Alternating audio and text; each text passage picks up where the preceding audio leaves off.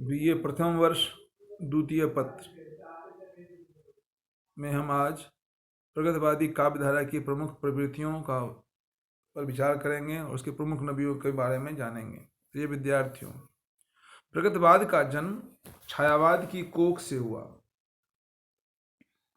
वस्तुतः 1936 ईस्वी के आसपास जिस नई कविता धारा का उदय हुआ वह अपने प्रगतिशील विचारों और यथार्थवादी दृष्टिकोण के कारण यह काव्यधारा प्रगतिवादी काव्यधारा के नाम से संबोधित की गई।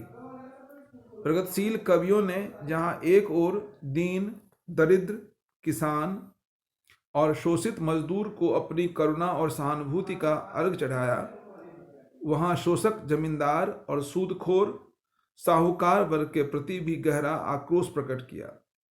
इस कविता धारा ने मार्क्सवादी विचारधारा की पृष्ठभूमि पर एक नए सामाजिक आर्थिक भावबोध, नूतन संवेदना और मानवतावाद को स्थापित किया। इस विचारधारा ने स्वाधीनता के स्वप्न को और अधिक सुस्पष्ट बनाया। इसलिए जितनी व्यापक संवेदनशीलता इस काव्य में है, अन्यत्र नहीं। यह काव्यधारा अपना संबंध हिंदी की भारतीय परंपरा से जोड़ती है और भावी समाज से भी। प्रगतिवादी काव्य की प्रमुख प्रवृत्तियों पर हम विचार करते हैं। पहला, सामाजिक यथार्थ की अभिव्यक्ति। छायावादी कविता कल्पना उदधि में अनंत और असीम को खोजती रही, लेकिन प्रगतिवाद में भौतिक समस्याओं की उग्रता ने कविता को यथार्थ के धरा पर उतार दिया। यथार्थवादी भावना ने काव्य को गरीबों, दलितों, गंदी कोठरियों और झोपड़ियों की ओर प्रेरित किया। इस काव्यधारा में कल्पना के स्थान पर यथार्थ पर अधिक बल दिया गया। दूसरा जो बिंदु है, सामाजिक समस्याओं के प्रति सचेतता। प्रगतिवादी कवियों ने सामाजिक जीवन की विभिन्न घटनाओं एवं परिस्थितियों का चित्रण कर जीवन और काव्य को अधिक से अधिक घनिष्ठ बनाने की कोशिश की। इन प्रगतिवादी कवियों ने बंगाल के अकाल, भारत विभाजन एवं पाकिस्तान का निर्माण, हिंदू मुस्लिम झगड़े, भूखमरी, अकाल, बाढ़, महंगाई, झूठी नेतागिरी आदि सामी घटनाओं एवं समस्याओं के प्रति जागरूकता प्रकट की। राष्ट्रीय चेतना। इस काव्य में राष्ट्रीय चेतना को ठोस यथार्थ और समग्र अभिव्यक्ति मिली है। राष्ट्रीय भावना से अनुप्रेरित होकर प्रगतिशील कवियों ने साम्राज्यवाद और विदेशी दासता का विरोध किया है। देश की स्वाधीनता के लिए संघर्षरत जनता को अभिनंदित किया है। बलिदान, संघर्ष और क्रांति के लिए जनता को प्रोत्साहित किया है। राष्ट्र प्रेम से अनुप्रेरित होकर सुमित्रानंद पंत की कविता भारत माता उल्लेखनीय है। दैन्य जड़ित अपलक नत चितवन, अधरों पर चिर नीरव रोदन, युग युग के तम से विषण्ण मन, वह अपने घर में प्रवासिनी, भारत माता ग्राम वासिनी। वर्ग चेतना और सामाजिक वैषम्य। प्रगतिवादियों के अनुसार औद्योगिक व्यवस्था में समाज में दो वर्ग उत्पन्न हो जाते हैं। पहला पूंजीपति वर्ग, जिसे हम शोषक कहते हैं। दूसरा सर्वहारा वर्ग, जिसे हम शोषित कहते हैं। पूंजीपति वर्ग सुविधाभोगी, आराम तलब, अय्यास एवं ऐश्वर्यवान होता है, तथा शोषित वर्ग जो परिश्रमी, ईमानदार, निर्धन, अधिकारहीन एवं शोषक वर्ग की दया पर आधारित होता है। विपरीत परिस्थितियों के कारण दोनों के मध्य वर्ग संघर्ष का बीजारोपण होता है। अतः शोषितों को चैतन्य करना आवश्यक है, क्योंकि उसका शत्रु व्यक्ति न होकर एक वर्ग है। इस वर्ग को समाप्त करने के लिए क्रांति जरूरी है, जिससे वर्गहीन समाज की स्थापना हो सके। अतः प्रगतिवादी कवियों ने अपनी लेखनी से मार्मिक चित्रण प्रस्तुत किया।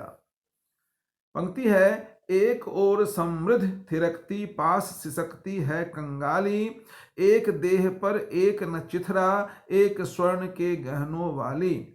उधर खड़े हैं रम्य महल वे आसमान को छूने वाले, और बंगाल में बनी झोपड़ी जिसके छप्पर चूने वाले।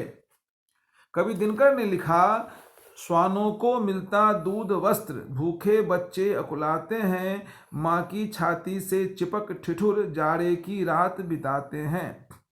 प्रगतिवादी कवि को शोषित की संगठित शक्ति और भविष्य पर आस्था है। कवि केदारनाथ अग्रवाल ने लिखा, मैंने उसको जब जब देखा लोहा देखा, लोहा जैसे तपते देखा, गलते देखा, ढलते देखा, मैंने उसको गोली जैसे चलते देखा। मानवतावादी दृष्टिकोण। प्रगतिवादी काव्य प्रारंभ से ही अपने मानवतावादी धारणा को लेकर चली है। दलितों, पीड़ितों और शोषितों के प्रति प्रगतिवादी कविता की सहानुभूति वस्तुतः मानवतावाद से ही प्रेरित है। मानवतावाद से प्रेरित होकर इन कवियों ने शोषण, विषमता, अनाचार एवं युद्धों के दौरान होने वाले नरसंहारों के विरुद्ध आवाज बुलंद किया। प्रगतिवादी कवि धर्म और ईश्वर का विरोध करते हैं। वे ईश्वर और परलोक आदि पर विश्वास नहीं करते। वे मानते हैं कि शोषक वर्ग नहीं, धार्मिक प्रपंचों में निरीह किसान मजदूरों को फंसाकर उनका शोषण करते हैं। वे मानते हैं कि शोषक वर्ग इन्हीं धार्मिक प्रपंचों में निरीह किसान मजदूरों को फंसाकर उनका शोषण करते हैं। इस संदर्भ में पंत जी की निम्नलिखित पंक्ति देखने योग्य है। मानव ऐसी भी विरक्त क्या जीवन के प्रति, आत्मा का अपमान प्रेत और छाया से रति। बुद्धिवादी होने के कारण इन कवियों की ईश्वर और धर्म में तनिक भी आस्था नहीं है। उनका स्थान कर्तव्य और विराट मानव ने ले लिया है। श्रमिक और कृषक के प्रति सहानुभूति। विपन्नों की दुर्दशा से वैभवशालियों के प्रति प्रगतिवादियों में आक्रोश होना स्वाभाविक था। इसलिए कवियों ने उनमें चेतना का मंत्र फूंकने का प्रशंसनीय कार्य किया। प्रकृति चित्रण। प्रगतिवादियों का प्रकृति के प्रति वह दृष्टिकोण नहीं है जो कि छायावादी कवियों का था। इनके काव्य में न तो छायावाद की तरह प्रकृति का विस्तार है और न प्रकृति चित्रण में वैसी सुंदरता ही दृष्टिगत होती है। प्रगतिवादी कवियों ने अधिकतर गांवों की प्रकृति के चित्र खींचे हैं जिनमें रूप, रस, गंध, वर्ण के बिंब होते हैं। जैसे नागार्जुन की कविता बादल को घिरते देखा है, केदारनाथ अग्रवाल की बसंती हवा, त्रिलोचन की धूप में जग का रूप सुंदर उत्कृष्ट कविताएं हैं। नारी स्वातंत्र्य की पुकार। प्रगतिवादी कवियों ने भी नारी को शोषित माना है। वह पुरुष की दासी बनकर बहुत समय से उसकी छाया बनी है तथा अपना स्वतंत्र व्यक्तित्व खो बैठी है। इसलिए इस धारा के कवियों ने नारी स्वतंत्रता और समानता की वकालत की है। वह केवल विलास की सामग्री नहीं है। कवि पंत ने लिखा है, योनि नहीं है रे नारी, वह भी मानवी प्रतिष्ठित, उसे पूर्व स्वाधीन करो, वह रहे न नर पर आश्रित। व्यंग बोध। प्रगतिवादी काव्य में व्यंग बड़ा तीखा है। नागार्जुन व्यंग करने वाले प्रगतिवादी कवियों में अग्रगण्य हैं। उन्होंने नेताओं, भ्रष्टाचार, धार्मिक आडंबर, शोषण, वर्ग वैषम्य, मठाधीशों की वासना आदि पर करारे व्यंग किए हैं। उन्होंने कलकत्ते की काली माई के माध्यम से झूठी धार्मिकता पर व्यंग किया है। कितना खून पिया है जाति नहीं खुमारी, सुर्ख और लंबी है मैया जीव तुम्हारी। इसी प्रकार निराला ने अपनी रचना कुकुरमुत्ता में शोषकों पर तीखा आक्रोश व्यंग के माध्यम से प्रस्तुत किया। अबे सुन बे गुलाब, भूल मत जो पाई खुशबू रंग आव, खून चूसा खाद का तूने अशिष्ट, डाल पर इतराता है कैपिटलिस्ट। काव्य शिल्प। प्रगतिवादी काव्य की भाषा शैली सहज और सरल होने के साथ साथ भावानुकूल है। प्रादेशिक बोलियों और शैलियों का प्रयोग होने से यह जनसाधारण तक संप्रेष्य हुई।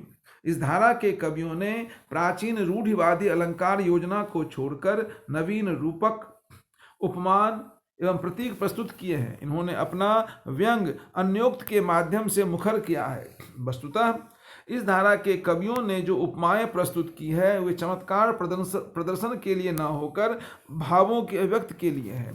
उसमें प्रेषणीयता है, छंद की गति, लय, भाषा की सरलता एवं शब्दों की योजना बड़ी स्वाभाविक एवं चित्रोपम है। इस धारा के प्रमुख कवियों में नागार्जुन, केदारनाथ अग्रवाल, त्रिलोचन, शिवमंगल सिंह सुमन, रामधारी सिंह दिनकर, रांगय राघव, रामविलास शर्मा आदि के नाम उल्लेखनीय हैं।